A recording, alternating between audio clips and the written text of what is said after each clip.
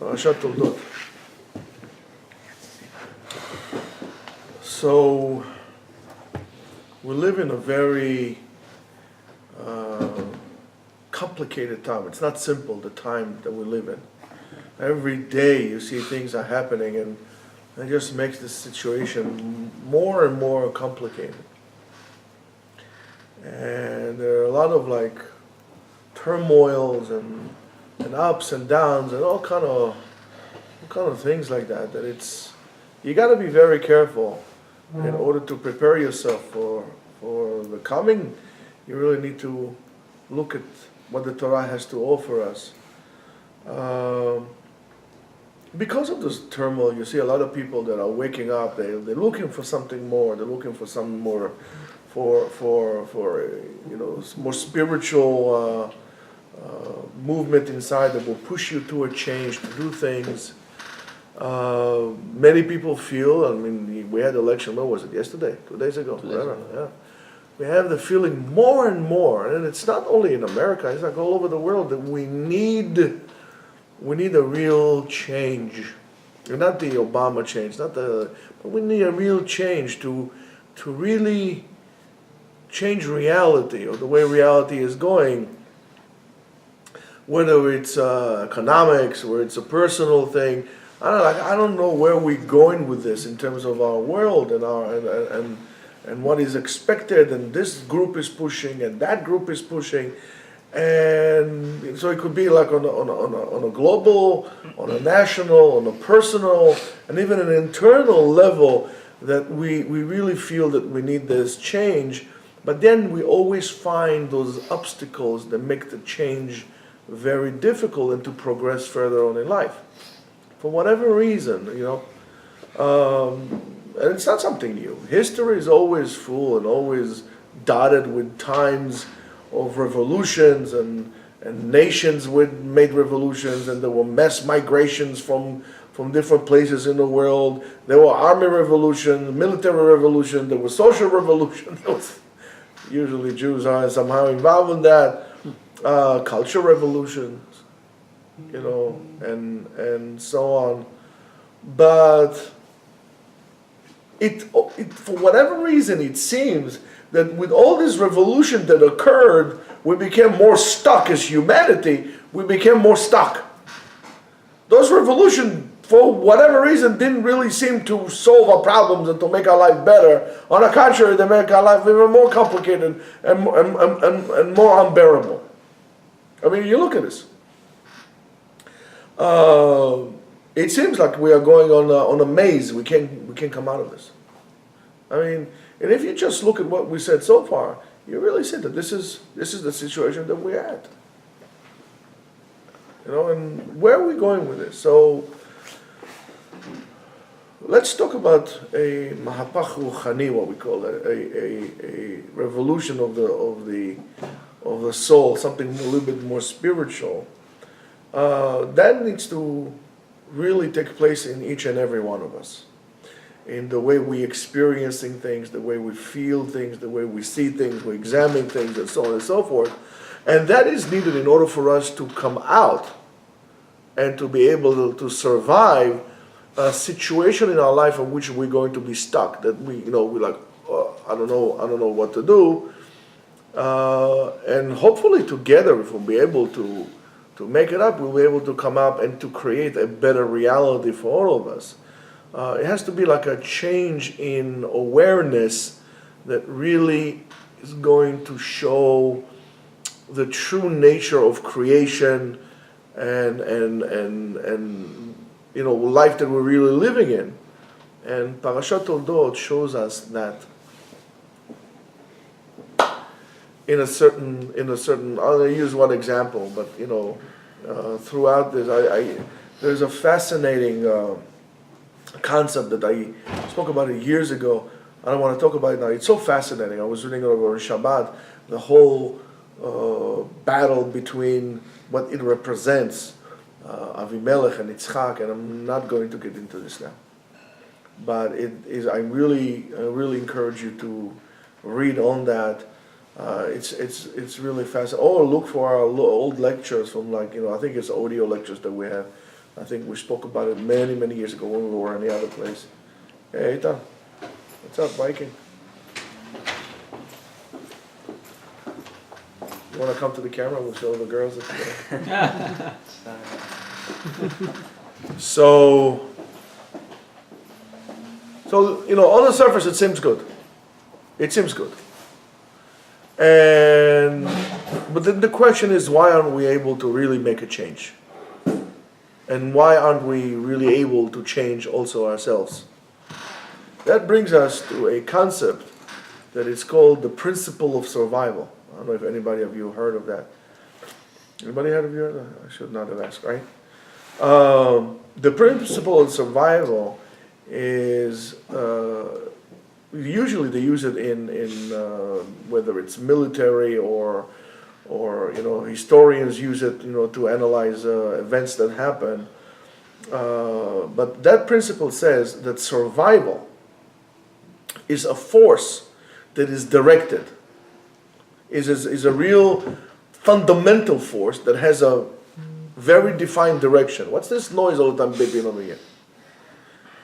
So, therefore, that survival and that force arranges and operates all the other areas in all areas of our existence, of our survival, of our awareness, in our reality. Everything is being arranged according to that.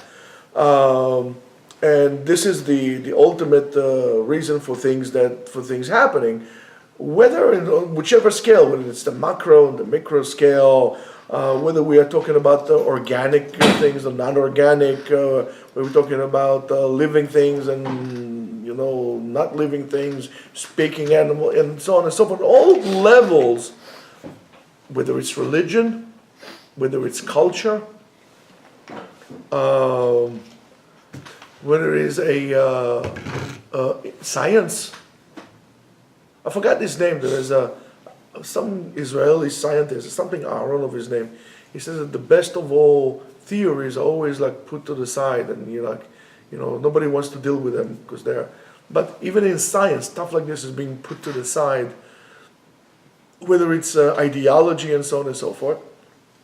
And that is because the superior reason, the top reason of everything, is our embedded need to really neutralize in us, embedded need in us, to really neutralize and to eliminate any other forces/threats that might come our way in order for us to survive and not to crumble. You think about that, and think about everything that happens to us, for example, as a nation, and so on and so forth, and you see how we deal with things, and everything is, you have to realize how much resources and efforts we are actually putting into neutralizing threats, or whatever that is.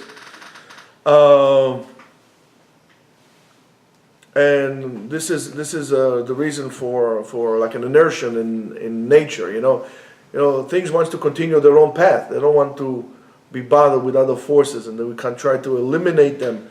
And this is the movement that we get, for example, in society and so on and so forth, is the constant need for survival. And then again, that will be by neutralizing any kind of threat. In other words, when I'm neutralizing any force that is coming upon me, or any threat or something that I view as a threat to me, many times, this is how I define my existence, by neutralizing forces.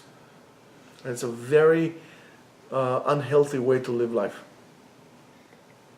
Very unhealthy way to live life.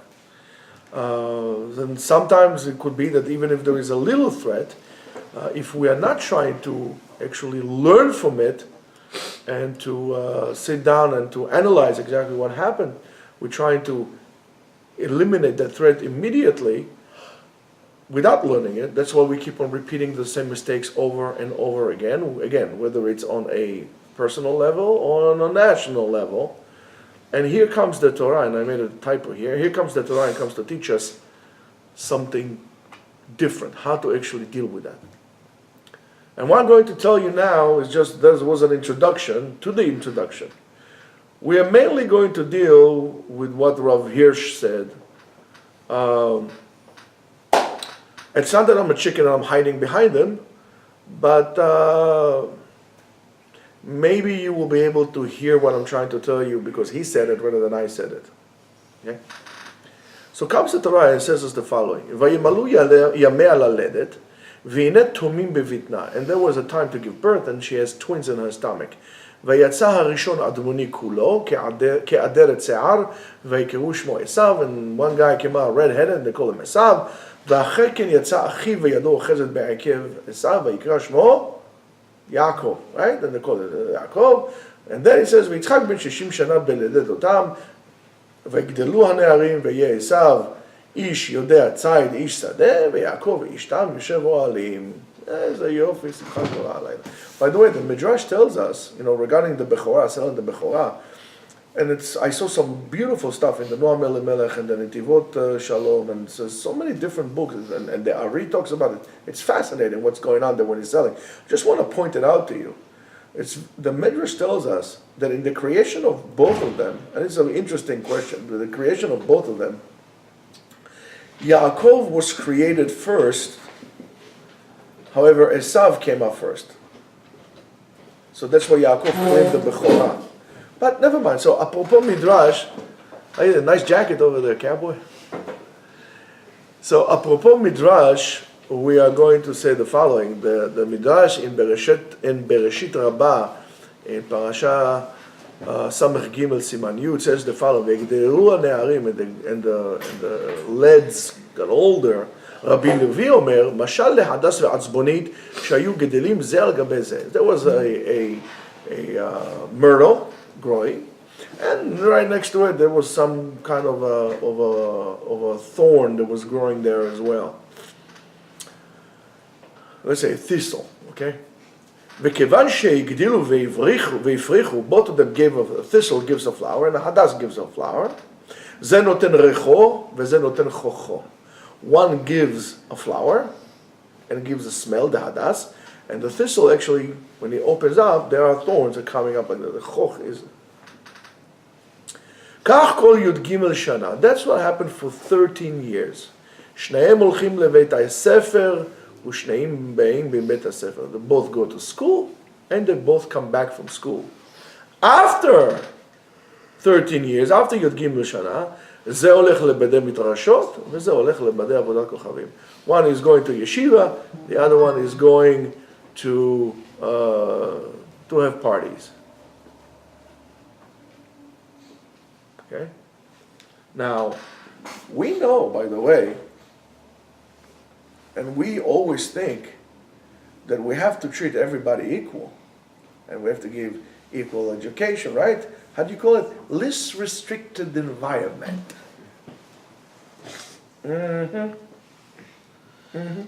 I see the education system does so well. That's why we are doing so wonderful as a nation. I mean, you know how many kids in high school don't know how to read? Forget about writing. Okay? Something is wrong with the education. So, but don't forget, they went together to the same school. So, אמר רבי אלעזר, צריך האדם לטפל בבנו על י"ג שנה. You have to take care of yourself for 13 years. מכאן ואילך, from this point on, צריך שיאמר ברוך שפטרני מעונשו של זה. Thank God to remove me from the punishment of this kid. By the way, I never said it to any of my boys, because I still feel responsible for their education, even though they're big donkeys. I mean, they're good kids, but you know what I'm saying, right? They're big boys, they're already like 20-something, right? I still feel responsible for their education, so I never said it to any of my boys. So Yitzchak Avinu and Rivka Imenu really wants to send the kids to the same yeshiva. Why? So for both of them to go in the same path. And if you look at this very carefully and bravely, you might really reflect a lot on your own life. And that midrash that we just had, Rav Hirsch gives a very strong criticism on Yitzchak and Rivka. And before we're going to go to this criticism, we have to say, and we should mention, that Rav Hirsch is not afraid of giving criticism on events that happen in the Torah. On the contrary, he sees from those events a great educational lesson that we could all learn and apply to ourselves. So he's not afraid to paint them in real colors, rather than what we usually try to do, is to paint them in like colors that are so like saintly that I think it's almost not Jewish, because then you can never learn from them. Because if he's a saint, I cannot learn from him. But if he's a person, and I'm a person, I can learn from him how to be like that. So to make people like semi-gods is a very bad idea. Got that, Rebs? I see you laughing over there. The Harley Davidson over. Nobody knows who it is. It's a Haley. Right? So he's not afraid to do so. And that's what Rav Hirsch says, and I'm quoting, "B'shum makom lo nimneu chachamenu milegalot chulshot v'shgiot." And there was nowhere that our rabbis, our sages, were afraid or embarrassed to show weaknesses and mistakes that were made. Ktanot kegdolot b'maaseh avotenu hagdolim. Whether there were small mistakes or big mistakes in the conduct of our forefathers. That's the Jewish way. ודווקא על ידי כך הגדילו תורה והדירו את לקחה לדורות. And because of that, that's why they were able to extend the wisdom of Torah throughout the generations. That does not happen in many other faiths and religions. And unfortunately, the Jews start to veer from that path as well. And becomes a problem. Anashim mushlamim, perfect people, אינם יכולים להוות דוגמה ומופת. They cannot be an example because they're perfect. לעומת זאת, אנשים עם נפילות וכישלונות, people who fail and they struggle and they stumble, מראים דוגמה נעלה. They show us a superior example של עמל, of hardship and working hard, והתגברות and overcoming. This time, שגם אנו מצווים בהם. And look in this introduction for Sefer Bereshit. Those of you who did not give the Chumash of Rav Hirsch, which is a 5-cent book, you should really, instead of spending your money on restaurants, just spend your money on something so beautiful and useful as that. It's in beautiful English, and the English translation is immaculate. It's very good. Please read it. Please buy it. Instead of spending your money on buying shtriot and eating a steak, you can buy yourself. You go a steak with a meidele, right? It will cost you the same thing as of his chumash. Of course, steaks in the city, yeah. So we see that the stories in this, the ideas in that story are not as it seems on the surface. Also, in our lives, it's like this. We spoke before on the need to change, to make a revolution. The first stage in a change, any change, is in awareness. In other words, let's say you have a problem. You need to be aware that you have a problem. Like they do in AA, right? Hello, my name is, what's my name? Anthony, and I'm an alcoholic, I need to be aware. The reason why they say it is to make yourself aware that you have a problem. Only then I can change it. If I don't have a problem, I can never change it. So that's, first of all, we need to be aware of that. And we do, Rabotai, have a problem with education nowadays. We need to understand that beyond the external envelope that covers up everything, there is a reality, an internal reality that we don't really grasp it. And we need to understand, why are we getting in touch with this? And what was the bikoret, what was the criticism of Chazal on Yitzchak and Rivka, as Rav Hirsch says? So Rav Hirsch says the following: Hanigud Amok, the great contrast between the grandchildren of Abraham, Mekoro Haikari, the real source of it, it was not only in their characteristics, in their tchunot, אלא גם בחינוכם הלקוי, in the wrong education in which they got. They didn't get proper education. I want to see anybody there to say something like this, you will stone him. And not with stone him, stone him with rocks, right? They got wrong education. As long as they were young, they didn't pay attention to their inclination, to the character, the way they are. There was the hidden one. They didn't even get to the bottom of it. Torah echad v'chinuch echad, one way and one method they gave to the same kid, to two kids, I'm sorry. And they forgot a great klal in chinuch, chanoch lanar lefi darko. It says in Mishlei. In Sefer Mishlei, how do you say Mishlei in Yiddish? How do you say it in English? Proverbs. Proverbs, that's right. Proverbs, no. Which parak? 13. 47. What? 47. 22. Oh, sorry. 22. Pasuk? Guessing. 6. Well. It says we have to direct the kid, to educate the kid according to his own special way and his own special way that is waiting for him in the future. Something that would fit his natural traits and will fit him. But not only on the surface, also to the bottom of his soul. Also to the bottom of his soul. In order to educate the kid, this is done in order to educate him to the pure point of to be humane, first of all, to be a good person, and then to be a Jew, because you cannot be a good Jew if you're not a good person. Okay, which is really the biggest job as a Jew, is to be all goyim, right? So as many as there are different people in the world, and they're all different externally, so are the people different internally. The problem is that we are doing a cookie cutter system to all. We don't acknowledge that people are different. We require the people to adjust to the system that we have. By doing so, we're missing out kids. We're missing out the kids. We lose him. We lose the kids. Some genius comes up with this thought that everything has to be done like this. Now everybody jump. Everybody does the hula hoop now. I got a broken hip. That's okay. Do the hula hoop. Well, I can't do that. You know what? I'm out of here. That's the problem that we have.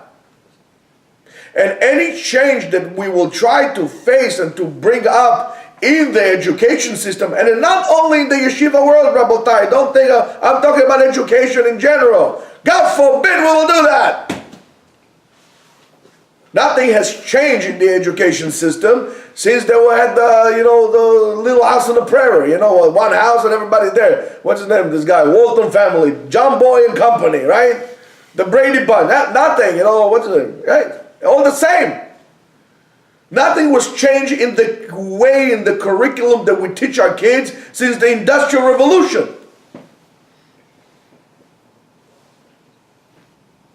And we don't understand. We're losing people, we're losing kids.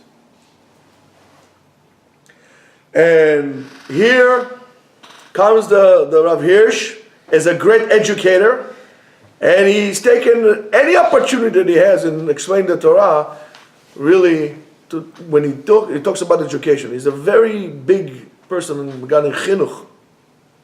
And he says that you cannot raise two kids in the same way, because they're not the same. Even if they are identical twins, they're two different people. You have to find out, and according hatchuyot v'nituyot haredumot b'imken nifshor. You have to find his abilities, characteristics that are even dormant inside the depth of his soul. You have to bring it up to the surface. And no two kids are alike, even if they have the same father and mother. No such thing as a father and a father, right? Lefi Kabbalah bichlal, it's like so defective to have, two fathers and two mothers, one of those things. It's like ridiculous. I mean, they don't understand what they're doing. By the way, this is how you ruin a kid. This is how you ruin a kid. Lefi Kabbalah. Yes, gam ken lefi Kabbalah. Not lefi sechel yashar, also lefi Kabbalah. This is how you ruin a kid. So he says, you can't do it. What is good for one kid, your kid is not necessarily good for the other kid. And and why is that? Because if you, for example, if you're going to take Yaakov and Esav, and you're going to put them in the same bench, in the same class, right? And with the same method to both of them, the same limud machshava and so on and so forth, it's guaranteed to you that one of them you're going to destroy. One of them you're going to destroy. Yaakov is going to suck it all in. He's going to be like a sponge, take it all in, because that's what his soul is desiring. And Esav is going to go like this. And I can't wait till the school is over, right? And then he's going to be Alice Cooper. School is out forever. School is out for summer, right? I hate that song, by the way. You know Alice Cooper? School is out, yalla. Around May, they start playing it on the radio. Like I'm sick and tired of listening to this stupid song. But that's the attitude. And Esav cannot wait until this nightmare is over. And everything else that comes along with that, which he by himself cannot really stand. So for him is a torture. And specifically, that complete equalness that Yitzchak and Rivka gave Yaakov and Esav was what prevented Esav from having any good chance to really make it or to do anything good. Esav really got the same education. The same education. But for him it wasn't good. That education was not good for him. He might have gotten the same education, but he did not get the same chance. And when we talk about kids in education today, we give them all the same education, but we don't give them the same chance. That's why I'm so much against, and I hate, and I despise education institutions that have tracks.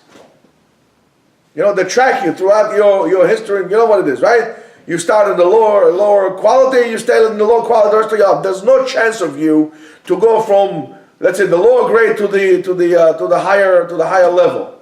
Tracking is a horrible thing.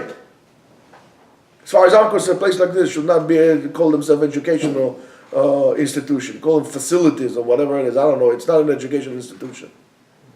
You have to take the kid and see what triggers him. You have to find this within him. And again, that's what made Esav throw everything in the back. Wasn't his fault. It wasn't his fault. That did not allow him to bring it about. If Yitzchak and Rivka were really willing to go down to the bottom, because each and every one of them at the beginning had this unresolved issue that they had, this displacement, right? They were psychologists, right? This one had a problem with her brother, this one had a problem with this one, with his brother. There was displacing the issues that we had with someone on their son. So they kind of disacknowledge the fact that they have a kid that is a little different than the other kid, than the goody kid. And if they would ask themselves, right, what can we do? Maybe they would have found, again, all these powers that Esav had within him. Instead of being Gibor Tzayid, to be a hero that goes to hunt, maybe it will be Gibor Lifnei Hashem, a hero in front of Hashem. Yaakov and Esav, they were completely different, but they would still stay twin brothers in the spirit and in the soul and the way of life. They would still, from the beginning, imagine what will happen if the sword of Esav would have make a covenant with the spirit of Yaakov, and what would have happened if Yaakov would have attached his soul to the soul of Esav. Who knows where would the world would have been today if we were able to tame, what's his name, Esav, not to become Yaakov, to become the best that he could be. Who knows where humanity would have been today? I can tell you, probably in a much better place. Look at this, how, for example, Esav spread up the whole entire world. And they always hate us. And that hatred goes back all the way back then. And that's why it is becoming our obligation to become light to the goyim, a light to the nations. We need to find that in them and bring him. So, and this is all until they grew up. Until they grew up, and then they grew up, and guess what? Surprise, surprise, right? All of a sudden they saw that Ayadayim Yedei Esav, right? V'akol Kol Yaakov, they already, right? They saw the what? They saw that Esav was Ish Tzayid, Ish Sadeh, and Yaakov, Ish Tam, Yoshev Ohalim. All of a sudden they realized, what happened here? What did we get here?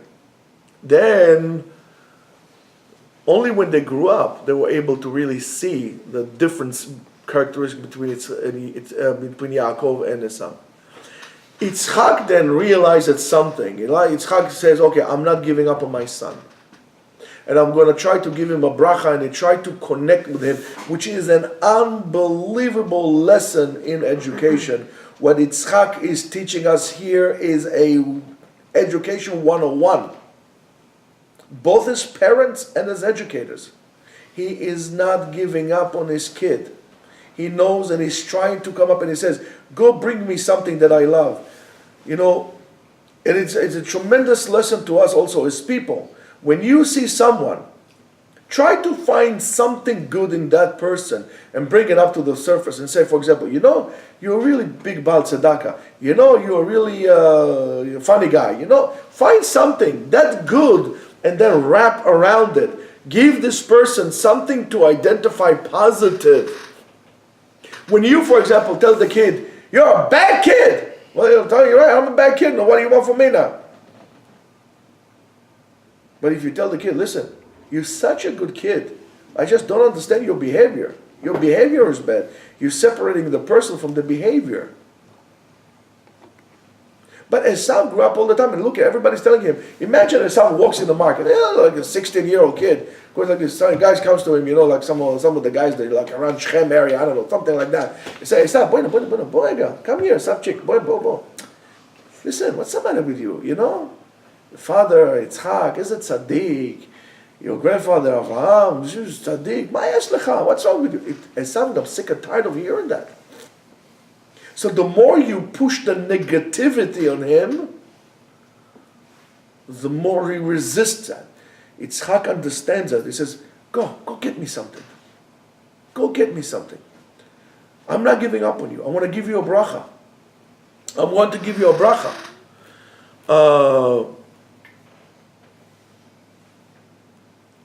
Rav Hirsch, by the way, says that they had a nevuah, a prophecy, on the opposing ways of Yaakov and Esav, and they thought that by giving him the same education, they would be able to force Esav into that, not understanding that that's how he is. And the same thing to us. Let's say we have a bad quality inside of us, and everybody knows he has at least one bad quality, right? Whatever this bad quality is, don't break it. Root it to a positive way. Don't deny who you are. For example, let's say you're a person who likes to spend a lot of money. Right? So spend a lot of money on what? On tzedakah, on mitzvot. Let's say, for example, you're cheapo, right? Cheapskate. Terrific. Be cheap on somebody else's money. Usually cheap people are big spenders on somebody else's money, very cheap for themselves, right? They usually be very cheap on somebody else's money. Chasal mamono shel chavero. And we don't understand that. An educator that is able to touch that shorish, that point, the root of the mitchanech, or but an educator, right? The student, the core of a student, then the student becomes a klikibul, becomes a vessel. Then you can give him an education. You have to reach out. So you're right. How can we do so if we have a class of 30 guys and we have an institution of 1,000 people in it? You're right, you can't. If I have 100 students, right, and every student wants to talk to me for 5 minutes a day, 5 minutes a day to see how you're doing, right? 5 minutes a day. That's 500 minutes a day. Now, divided into 60, how many hours is that? 8 hours, 20 minutes. 8 hours just to talk to the guys. So what happens? I not talk to anybody. That's what happens. You end up not talking to anyone because it's impossible. So maybe to have such big institutions of educations is wrong. Maybe we should have smaller ones. You're absolutely correct. Smaller ones. But we don't understand that. So we sacrifice our kids based on imaginary things that we have. He has to go to the top yeshiva. Where a lot of people are going, that's where he has to go. Maybe he shouldn't go to the place with 1,000 people or 2,000 people. He should go to a place with 10 people, 5 people, 15 people. But then again, we want to be the Chashuv Rosh Yeshiva that has 1,000 students. So we're missing the point here big time. Big time. But if all day long you are, for example, as an educator, are busy oppressing and bending and twisting your student, guess what? The day that he could bounce out of it, he would do so and would never come back. And that's why we have a big problem with guys that were in the system and they'll snap out of it and they don't want to hear any more about learning. But if it happened to you, you have to understand. So let's try to fix it. Let's say, for example, you had a nasty teacher and gave you a hard time or whatever. So just leave him behind or leave him behind and then come back and try to find something. You need to get to know yourself as well. That revolution needs to become of awareness of yourself inside as well. And maybe this is also the reason that we have a decline of the generation, right? Because it's a new phenomenon to have such mega institutions like we have today. When we had smaller institutions, let's say a Bet Medrash, a yeshiva that had 10, 15 guys, we were able to produce more gedolim and more people were willing to stay Jews than snapping out of it because they throw everything behind and don't want to hear anything from it. Maybe that's one of the reasons for the decline of generations. We are missing out in education. Of course, by the way, at the end, it doesn't say that Yitzchak is angry at Rivka when she switched did the whole switcheroonie around, or in Yaakov. On the contrary, he accepts the deen. It may be very possible that he understands his own mistake, that not only did they didn't give him the proper education, him and Rivka were not united in their approach to education. And it has to be an approach that is about talking. You need to talk to the people. By listening. By understanding. By understanding the soul of the kid, where is he coming from.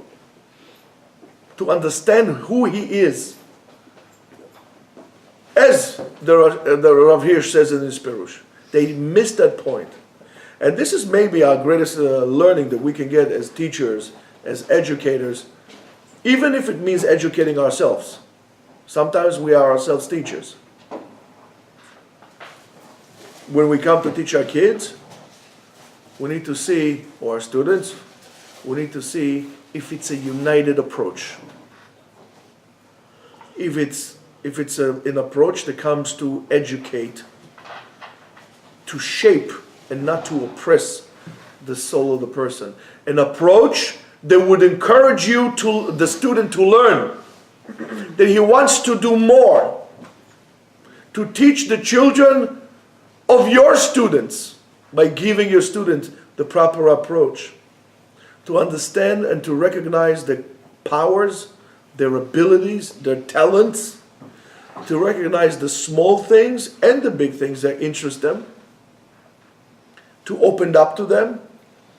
Sometimes to go, as they say, to go with the flow, you have to keep yourself updated also. You have to change a little bit.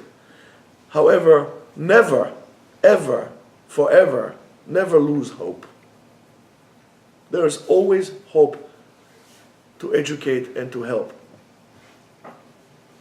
Why? Because if you have emunah, you could really turn reality around.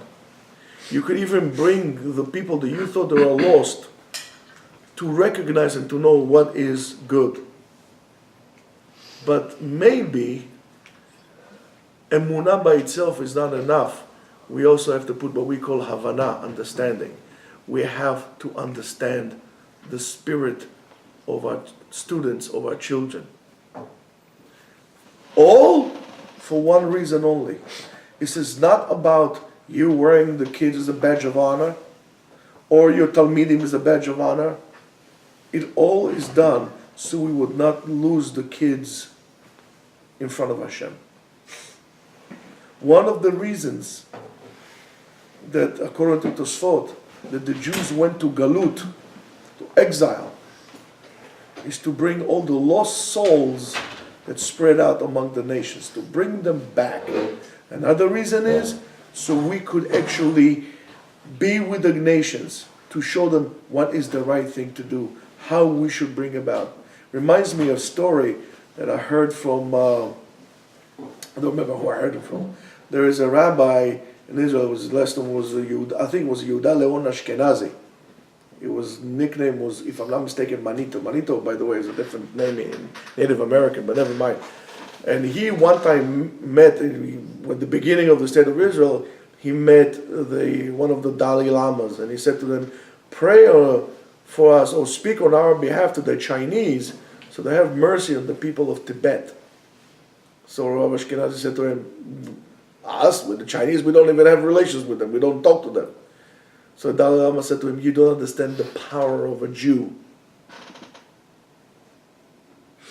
Never underestimate the power of a Jew. And the Jew always wants to come back to his source. And the source is La'asot Retzon Hashem. To be casted the shadow of Hashem upon us. We cannot leave them alone. We have to bring them back to the source of light. And when you have kids, you have to make sure that your kid goes to the right yeshiva for him. Not that the yeshiva that you could say, oh, my kid went to that yeshiva, and you chas v'shalom lose your yeshiva, your kid, because he went to the wrong yeshiva. I'm not saying he went to a bad yeshiva. He went to the wrong yeshiva for him. One kid needs the 1,000 people, and one kid needs the 10 people in yeshiva. People need to be formed as vessels, and this is our job. It's a tremendous lesson that we can learn from this week's parasha. And the reason why we can change is because we feel threatened. God forbid something will happen. Nothing will happen. And with all the reforms and all the change that happened to the Jewish nation, we're not as good as we used to be. Because we're afraid. We don't need to survive. We need to learn from our mistakes. We need to learn from the lessons of the past. Implement those lessons instead of being petrified and neutralizing any form of change. Shabbat Shalom.